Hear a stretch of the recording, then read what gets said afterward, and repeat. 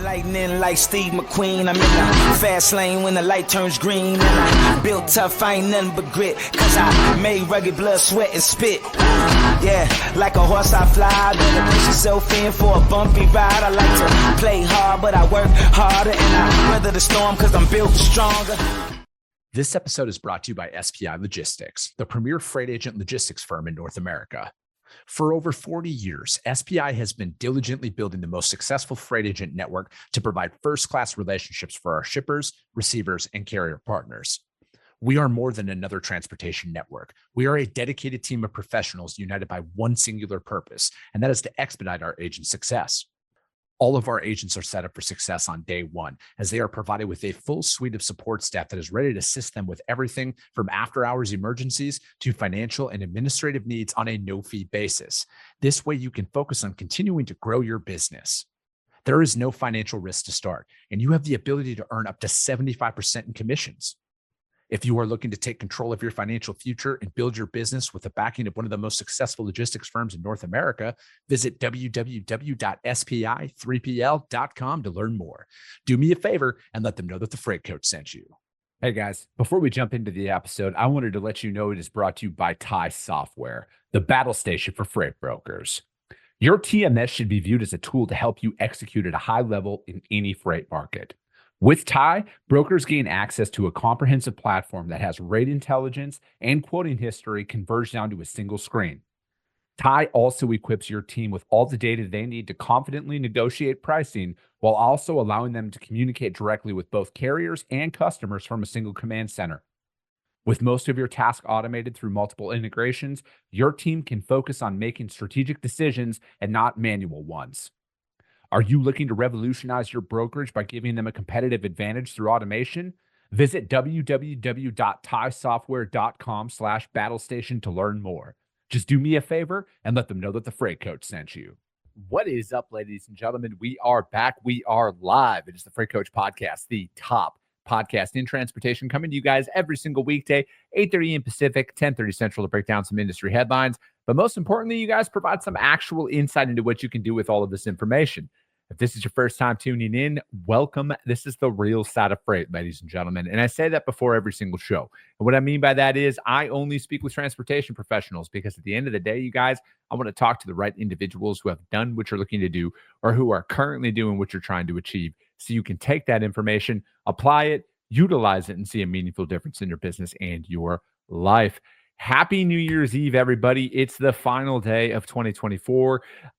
It's been a great year overall. I'm going to be honest with you. It is, I'm really looking forward to next year. Unlike some, I don't go and, do New Year's resolutions anymore. I just make small, meaningful changes throughout the year to try and better my life and kind of stick with that. So, we're going to go over just some of the biggest, what I think are the two biggest stories of the year in transportation today. But before we do any of that, as always, you guys, if we got a weekly newsletter that we drop every single Wednesday, but I don't auto sign people up for anything. So if you guys want to go to thefreightcoach.com, it will auto prompt you to register for that on there. It drops every single Wednesday. We'll be starting that back up in the new year on the 8th. That will be our first newsletter because I'm not putting anything out tomorrow. I'm not doing a show tomorrow because Lord knows where everybody will be tomorrow at this time. So we're going to continue to do that. And the newsletter is going to be evolving as well, right? At the end of the day, we're going to want to continue to push that by, talking more about rates inside of there, putting some more stuff and resources out there for drivers as well to kind of really grow and keep that going. Because I know not everybody wants to listen to podcasts and everything else. Some people are old school and they like to read the newsletter and everything else. So we're going to do that. But, again, I don't auto sign anybody up there. And then as always, you guys, the audio only replay of this show and all of the old episodes that we have are up on iTunes and Spotify. It's just the Freight Coach Podcast out there, iTunes, Spotify. Check that out. As always, you guys, if you guys get value in what you hear, subscribe, share it out there to your network, you guys. But, we're just going to jump right in here. I know this is one of those days where most of you guys are probably already partying out there. But I'm going to talk about two of the biggest stories that I think are from 2024 overall. And I think that they are going to have major implications. And they actually, ironically, just happened here within the last couple of weeks. Not saying that anything didn't happen throughout 2024, but I think overall, these are two things that could have a pretty big shape on what the industry is going to look like in the coming years. I mean, it's no secret. This year was challenging from a new business development standpoint, from a current business expansion standpoint. I mean, there's a lot of stuff that happened. There was a lot of, not a lot of mergers, but there was a lot of things that happened out there throughout the year. And it was a pretty predictable year overall, though. I mean, if you go all the way back to 2023, I was pretty much talking about how 2024 was going to happen. I might have been off on a couple of things, but I predicted it was going to be a pretty challenging market overall, and there might not be any major changes outside of any catastrophic events that happened. And, there was a couple of them, but it just proved that there wasn't that much of a difference in the freight market overall. And I think that this holiday time has really shown that the market hasn't recovered, all right? Because a lot of the people that I've talked to over Christmas and everything else have all said the exact same thing. There was zero tightness in capacity. It was not like a normal holiday time of the year and everything. And I think that it's kind of a clear indicator on how the new year is probably going to start out from a freight market perspective. So while some are out there proclaiming that the market's recovered and everything else, and everything's just supposedly fine now, from the people who are actually operating in the trenches, it's a very different story. Now, that there's not to say that there aren't pockets of improvement that have happened out there, but I think overall 2025 is going to look very similar to 2024, at least starting out in Q1. Things could get better. I'm optimistic that things are going to get better, but at the end of the day, you got to play the cards. You got to play the hand that you're dealt. And I don't think anybody can go with any different mentality that like it's just going to all of a sudden be better January 1st. But I think the biggest story of 2024, one of them anyways, is what recently happened here with FedEx Freight. This article is from the JOC, and it was FedEx Freight spinoff is the latest move to shape the LTL market. And then it is, it's kind of, air quotes, new LTL provider. It's the creation of a standalone FedEx Freight. It'll upend a strategic LTL puzzle that's competing carriers have been vying to complete since the demise of Yellow. Among the likely results are increased consolidation across the LTL landscape, an accelerated drive toward dimensional pricing, and higher LTL shipping costs. And then it said that FedEx Freight is already the largest LTL provider. Now, they had a $10.2 billion market cap in 2023 alone. And then the spinoff it'll just make it even bigger now. And then the new FedEx Freight will be an independent public company. As a division of FedEx, it has increased operating profits on average 25% each year. The standalone carrier could have a market cap as high as $40 to $50 billion. And then its next largest competitor is Old Dominion with a market cap of $38 billion, and it's about $6 billion in annual revenue. The shippers will benefit from service improvements and pricing innovations. They had said the spinoff is the latest development reshaping LTL networks out there. And then as shippers work to shorten distance between distribution center suppliers and end customers, LTL carriers see more opportunities to expand beyond their industrial base. Carriers and shippers will have time to adjust to Thursday's news. This is the article from last week. The spinoff came out there, and then we expect to add more than 300 LTL sales specialists by the time of the separation. And then that's what FedEx said. And we're excited to create a leading LTL pure play. And then at the same time, it's very important to note that FedEx Freight benefits from a lot of the association with FedEx. And I truly think so. Like, why I think this is the biggest story is I think that transportation alone, and I've been saying this throughout the year, I think the industry is going to look vastly different over the coming years. I don't know if it's going to be 5 years from now, 10 years from now, but I truly feel like the LTL industry is going to be or the entire trucking industry is going to be vastly different. I truly feel that we are going to be transitioning to more of a hub and spoke regional model for freight. And I'm saying that because it is completely driven by consumer behavior. None of us are going to wait 3 days now to get something, right? Like we all want shit now. We want it today. And what they're talking about here is, it understands that it's supporting their regional play, right? And I see like the Amazon effect is a very real thing. Walmart, very real thing, a lot of that stuff. And I truly feel like the way things are progressing, and I've said this, I'm not saying that long haul trucking is going to go away, but I just do not think that there is going to be a market for 2,000-mile runs anymore, at least not at the volume that there is right now. I think it's going to slowly phase out, and it is going to transition into more of 500 to 1,000-mile runs at max. And that is just going to the way that the industry is going to evolve into. And I think FedEx is banking on this. And I think that a lot of larger providers are going to really kind of roll up into that model. I think that that's the model of the future, because it is just completely driven by consumer behavior.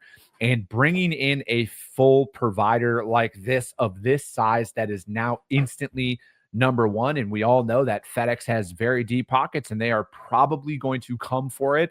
I wouldn't be surprised, bold prediction, I wouldn't be surprised that if there is a consolidation or some M&A that goes in there, because, LTL, all things considered, is kind of controlled by like 5 to 7 carriers overall, right? Like there's a bunch of regional subsidiaries and everything underneath that. But I wouldn't be surprised if this causes a roll up of sorts that go on out there.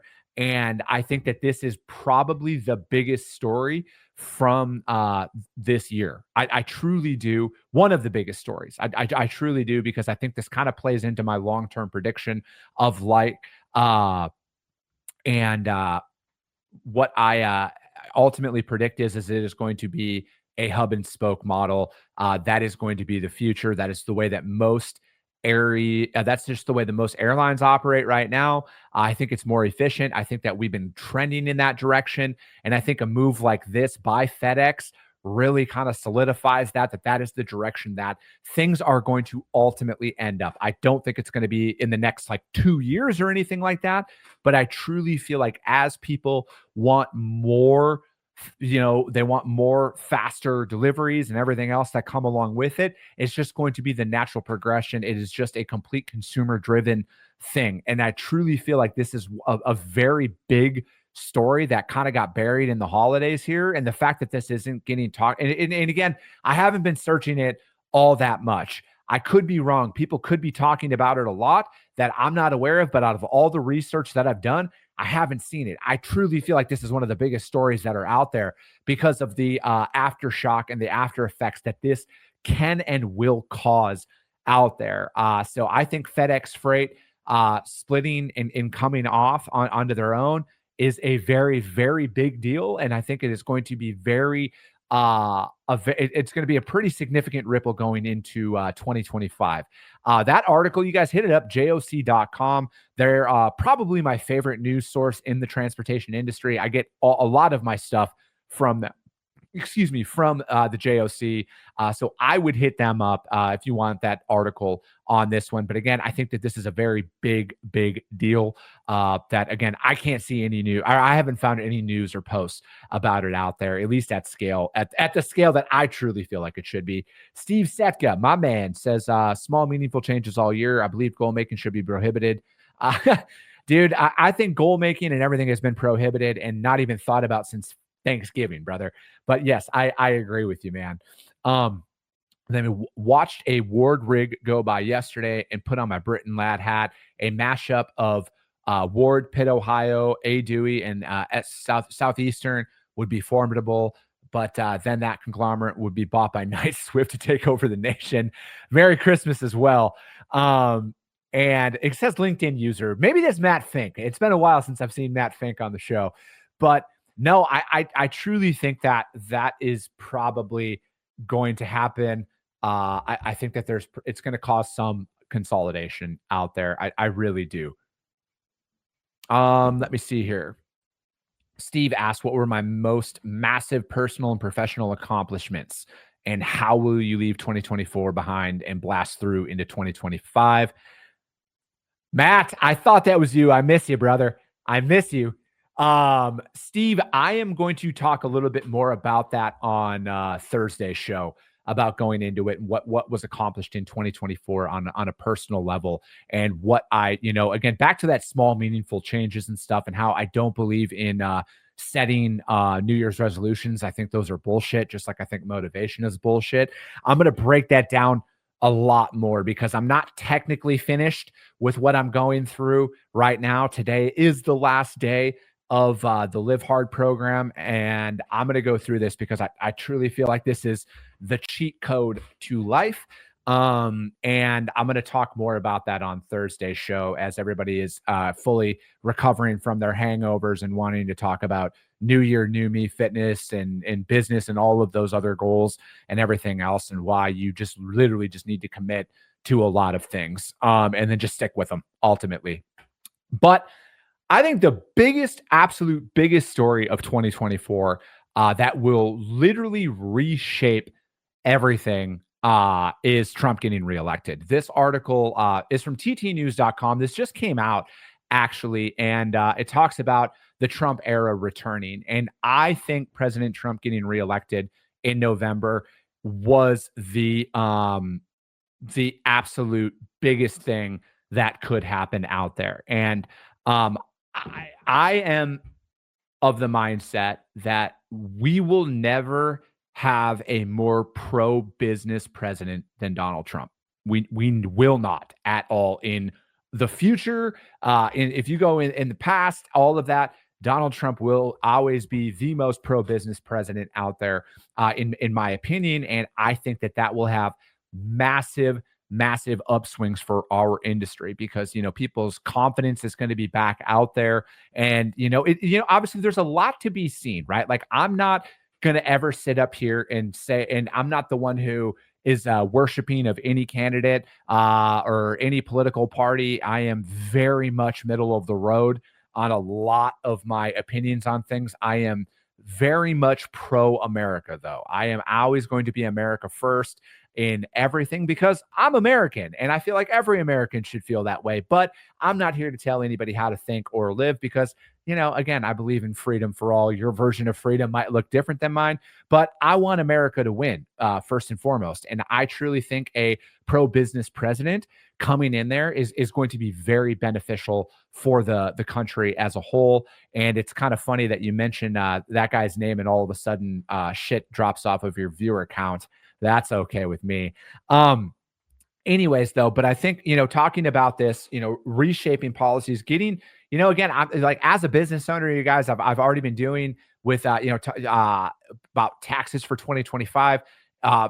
Taxes have went up for me in 2025 already. I already ran my first payroll and everything like that. And I noticed that there's a bump in taxes and everything else. And that's one thing that I really, really hope that they can get back in is because what isn't talked about a lot and I'm going to talk more of a small business owner's perspective here, is the absolute ridiculous amount of taxes that you have to pay because like, here's the thing, my business itself pays taxes. I'm technically an employee of myself because I'm an S corp, and I have to pay double tax on that. I have to pay fucking payroll tax on that. And then Chris Jolly, the individual, has to pay taxes as well, right? So it's like, I fucking hate paying the amount of taxes that I have to pay. And I'm really hoping that coming in there and cleaning up some of that is going to be very beneficial out there, because I'm of the mindset that, and again, I know anybody can make this argument in either way, but my mindset is this: if I or most business owners had to pay less in taxes and everything else, I would hire more people, because I truly would. And I know that there's some data out there. I know that there's some counter arguments that can go on out there for either side of this, but I truly want to see some life breathed back into small business for the ability to operate and and succeed, right? Because our country is built on small business. Our industry, transportation alone, is built on small business, you guys. Like 95% of the business of brokerages, trucking companies, owner, all of that stuff, you guys, like 95% of it is small business. We only see the top couple of companies that are out there that get all the headlines and everything else. And that to me is not a clear indicator of what our overall economy is. So I think it is small business. That is the backbone of this. And I'm just really looking forward to having an opportunity to succeed in business, right? And, again, I'm going to win in any market. I don't care who's in office. I don't care what political environment is going on out there. I'm going to win in any market. I am going to find a way to win because that's your job as a business owner. I don't look, like I had said, I don't look to any political party or any candidate to go in there and fix my problems for me, because I personally think all of DC is a fucking joke. But outside of that, it is up to me as a business owner to find a way to win, and I'm going to win. But I think that having a leader like Trump in office is going to be very beneficial for the economy overall. And I think that him winning is a very big win for business as a whole.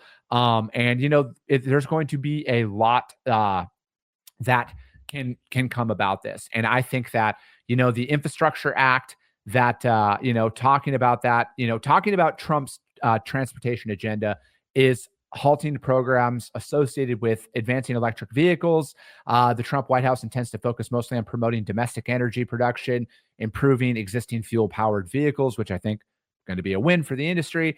And then it goes on to say the Transportation and Infrastructure is a committee where members can roll up their sleeves and get things done for the American people. On the other side of the Capitol, Republicans Ted Cruz and Shelley Moore will lead the push to update provisions of the 2021 law pertaining to the Green New Deal. With Trump back in the White House and a Republican-led Congress, we have the responsibility to promote and advance Republican policies within our conference. I look forward to working with new leadership roles out there. And then again, like, I think that is a very, talking about just our infrastructure alone, our infrastructure is a joke. All right. Like, all things considered, our roadways, airports, all of that stuff, our ports, everything needs to be improved. The Green New Deal is going to show, I think it's going to prove to be a massive fucking flop out there as a whole. But I want to see this to where it's like, we can work on the tax code here, get things cleaned up, and then get more money flowing through our economy to improve our infrastructure. And if the infrastructure improves, trucking improves. If a lot of these things improve, you guys, trucking improves. Trucking is the first industry that is affected by policy and everything else. And, if we can get that going on there, I think it's going to be a very good move. I truly do. And then I'm a fan of where that is. And I truly think that was the biggest story for 2024 for the transportation industry. And this is a good article, you guys, going in there from ttnews.com. Check that out, you guys. It kind of lays out a lot of those things. But like I was saying, ultimately, you guys, it's up to you to win. All right. The system that we're in right now, and it's clear that there's an opportunity in any market. I mean, down market, like, we grew as a business. We've had a dismal last couple of weeks because all of our customers slowed down around the holidays. But that's what you go through when you're building stuff, right? It's all about piecing together those gaps. And I'm going to approach next year like I'm going to approach the next 30 years of my career, right? Is I need to execute my daily tasks to succeed in the long term.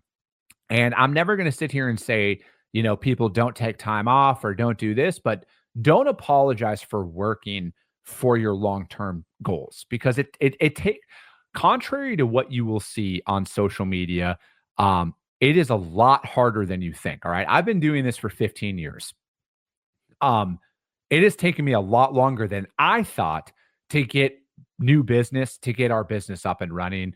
And I think that a lot, I just want to continue to bring that message of reality, because like we don't have funding. All right. Like I don't have a family member who's just giving us cash to burn or anything else. When I'm coming in, from my perspective, you guys, I'm just an individual that is trying to build their dream, and I'm trying to document everything along the way, right? Like I'm trying to document my journey, and I'm trying to put that information out there for people who are truly trying to build something that might feel lost, that they don't have the answers. I don't have the answers either. But I just want to continue to put content out there that people can use and apply to their business and learn from the network that I've built up in doing this show for, we'll be at 5 years of doing this podcast. And, again, it's the top podcast in transportation for a reason. It's because I'm out here just bringing reality to it. I'm out here giving, my opinion might not be right, but it's my opinion at the end of the day. And I want to continue to do that. And I'm going to continue to do that. And I'm going to show up every single day, and I'm going to put content out there to benefit others with that. And, I would argue this until I'm blue in the face. Social media is not what it seems. All right. It is not what it seems. This is extremely hard to go out on your own and build something up. And it's the hardest thing I've ever done. And it's going to be the hardest thing I'm ever going to do in my entire life. And I'm going to document this journey along the way. I'm going to continue to say when we find stuff that works, when it doesn't work, all of those things. I'm going to continue to talk about a lot of this, you guys, because I'm not here to try and sell anybody anything with any of my content. The Freight Coach is a brand. All right. I feel like I got to say this at least once a month. The Freight Coach is a brand. Yes, I was a consultant, but I do not do any coaching. I do not do any consulting services. The only thing that I do is I work with the TIA and the New Broker Success Program to teach the fundamentals of it. And that's something that I'll probably never get away from, because the TIA is one of the very first organizations who believed in the content that I was putting out almost 5 years ago. And I love teaching. All right. I love teaching people. And I'm going to continue to do that. But the Freight Coach is a brand, you guys. I am coaching people about the industry. No, I do not have a course. No, I will not do any of that stuff ever. I'm going to continue to put out free content for individuals where you guys can go in, research different topics inside of my content category or catalog of almost over 1,100 episodes at this point, and you can find a ton of information where it's coming from people who have actually done the job and who are actually doing the job. And that's what I'm going to continue to do, ladies and gentlemen, with all of that. Matt says, no need to read into this much, but likely will never get much press. Article from the Wall Street Journal. I'm going to have to definitely read this. And then it says, during Donald Trump's first presidency, Koch and Fisher attended a dinner for chief executives. The president asked each of them to bring one good idea to help the country. Yeah, I am of the mindset, and I'm going to wrap up with this. I'm going to read that article, Matt. Thank you for sharing that. I'm going to wrap up with this. We need to start treating our country as an actual business, and not borrowing and leveraging against the future. Because like, if my business made $1 million a year and I spent $40 million a year, I would be bankrupt. That's essentially the way that the US government operates right now. We need to fix this shit, you guys. We can't keep kicking the fucking can down the road. We got to fix this. And again, I truly feel like we are going to enter a very solid bull market coming up here in the next 4 years in business. But that is going to be it, ladies and gentlemen. I hope you guys are all safe out there. For the love of God, call an Uber if you go out tonight. All right. Take an Uber out, take an Uber home. Do not get behind the wheel. You guys do not make those decisions. You are all smart enough. Fucking, if you really need it, DM me. I'll pay for your fucking Uber. Don't go out there and be an idiot, you guys. Just do that. Stay where you're going to stay, whatever it is. Don't get behind the wheel. Don't drink and drive. Don't do anything like that tonight. Be safe, everybody. We will be back in the new year. And just because it's 2025 doesn't mean we change, you guys. We are getting a little bit better every single day out there. I appreciate you guys. I love you guys. And we'll be talking to you soon.